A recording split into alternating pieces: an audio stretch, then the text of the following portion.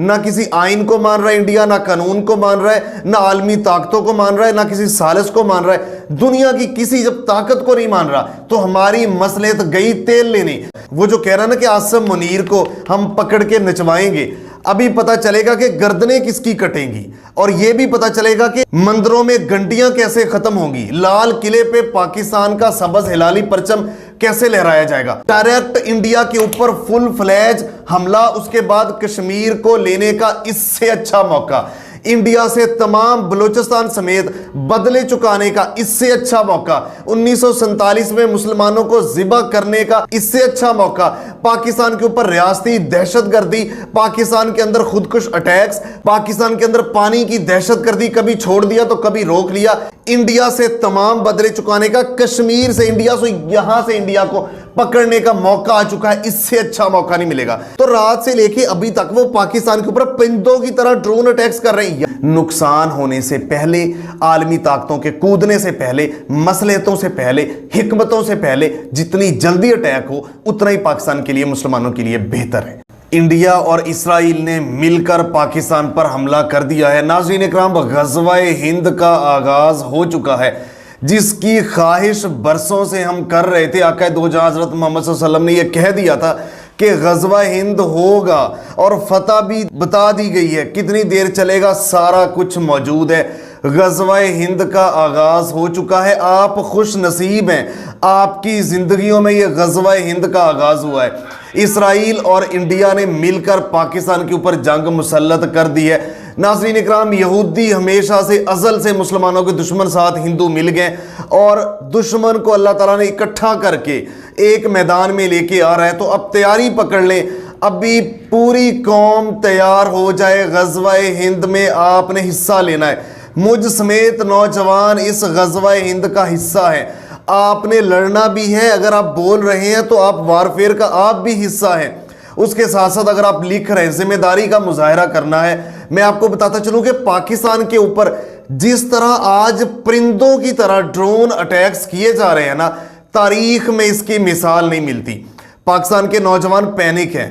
मैं आज कुछ चीजें डिटेल से आगाह करूंगा कि ये हमले में ताखीर क्यों बरती जा रही है, रिटेलिएट उस ईंट का जवाब पत्थर से क्यों नहीं दिया जा रहा, ये चीजें बताऊंगा। और मेजर गौरव आर्या का भी हम पोस्टमार्टम करेंगे, उसके मैं बयान भी सुनवाऊंगा। वो जो कह रहा ना कि आसिम मुनीर को हम पकड़ के नचवाएंगे, अभी पता चलेगा कि गर्दनें किसकी कटेंगी और यह भी पता चलेगा कि मंदिरों में घंटियां कैसे खत्म होंगी, लाल किले पे पाकिस्तान का सबज हिलाली परचम कैसे लहराया जाएगा। अभी तो आप परेशान है ना, पाकिस्तानी नौजवानों से बात कर रहा हूं, थोड़ा सा सब्र करें और इसकी मसलहत और वजह क्या है जानने की, मिल के मैं और आप जानने की कोशिश करेंगे। हमला लेट क्यों हो रहा है और मैं आपको बताता चलूं कि ग़ज़वा-ए हिंद में आपका एक एक किरदार लिखा जाएगा बरोज़े क़यामत, उसके मुताबिक आपको अजर मिलेगा। आप पीठ फेर के भागेंगे वो भी लिखा जाएगा, फ्रंट पे लड़ेंगे वो भी लिखा जाएगा। लेकिन मैं आपको बता दूं कि इंडिया ने जिस तरह 2 दर्जन से 3 दर्जन के दरमियान इंटरनेशनल बॉर्डर की खिलाफ वर्जी कर चुका है, 36 से 48 घंटों में इंडिया बार बार इंटरनेशनल बॉर्डर की खिलाफ वर्जी कर चुका है। अब जवाज भी खत्म, अब बहाना भी खत्म, सारा कुछ जो है ना पाकिस्तानियों के ऊपर अया है। इंडिया जो हमारा दुश्मन है, इसराइल, ना किसी आइन को मान रहा है इंडिया, ना कानून को मान रहा है, ना आलमी ताकतों को मान रहा है, ना किसी सालिस को मान रहा है। दुनिया की किसी जब ताकत को नहीं मान रहा तो हमारी मसलहत गई तेल लेने। किसी भी तरह की अब मसलहत नहीं होनी चाहिए। डायरेक्ट इंडिया के ऊपर फुल फ्लैज हमला, उसके बाद कश्मीर को लेने का इससे अच्छा मौका, इंडिया से तमाम बलूचिस्तान समेत बदले चुकाने का इससे अच्छा मौका, 1947 में मुसलमानों को जिबा करने का इससे अच्छा मौका, पाकिस्तान के ऊपर रियासती दहशतगर्दी, पाकिस्तान के अंदर खुदकुश अटैक्स, पाकिस्तान के अंदर पानी की दहशतगर्दी, कभी छोड़ दिया तो कभी रोक लिया, कभी सैलाब में डबो दिया तो कभी खुशहाली पैदा कर दी।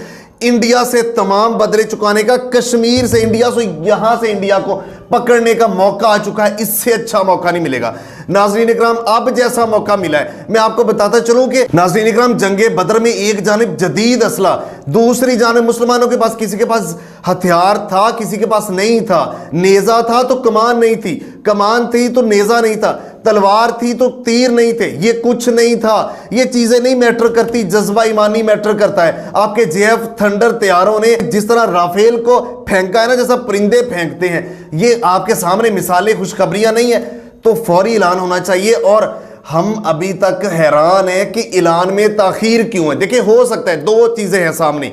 एक तो ये हो सकता है कि शायद एक अच्छे भरपूर जवाब ऑपरेशन और इंडिया के ऊपर फुल फ्लैज हमले की प्लानिंग की जा रही हो, ये भी है। और दूसरा ये कि शायद इंटरनेशनल, ये दूसरे एस्पेक्ट की मैं बात कर रहा हूं, बार बार कहा तो जा रहा है कि हम जवाब देंगे, लेकिन दूसरा एस्पेक्ट ये है कि इंटरनेशनल, जब तक आप जवाब देंगे तब तक इंटरनेशनल जितनी भी ताकतें वो बीच में कूद पड़ेंगी, आप फिर जवाब नहीं दे पाएंगे। आपको जवाब देना होगा और जितनी जल्दी हो सकता है जल्दी जवाब दे। चाहिए तो यह था कि जब उन्होंने पाकिस्तान के ऊपर मिसाइल मारे, बच्चे शहीद किए, उसी वक्त फौरी उनके ऊपर मिसाइलों से हमला कर देना चाहिए था।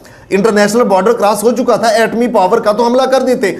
चले वो लेट हुए अभी भरपूर जवाब देने के लिए, तो रात से लेके अभी तक वो पाकिस्तान के ऊपर परिंदों की तरह ड्रोन अटैक्स कर रहे हैं। यार, एक ड्रोन अटैक ही काफी होता है सालमियत के लिए, लेकिन वो तो 25 मार गिराए हैं, 35-40 के करीब मुबैना तौर पर ड्रोन अटैक्स आ चुके हैं। तो जितनी जल्दी हो सकता है पाकिस्तानी नौजवानों को एतमाद मिले, बताएं कि वजह क्या है ताखीर की, लेकिन अटैक बहुत जरूरी है। जितनी जल्दी हो सकता है, पैनिक ना हो, इंशाल्लाह अटैक होगा, और जितनी जल्दी हो उतनी बेहतरी है, नहीं तो इंटरनेशनल ताकतें बीच में पड़ जाएंगी।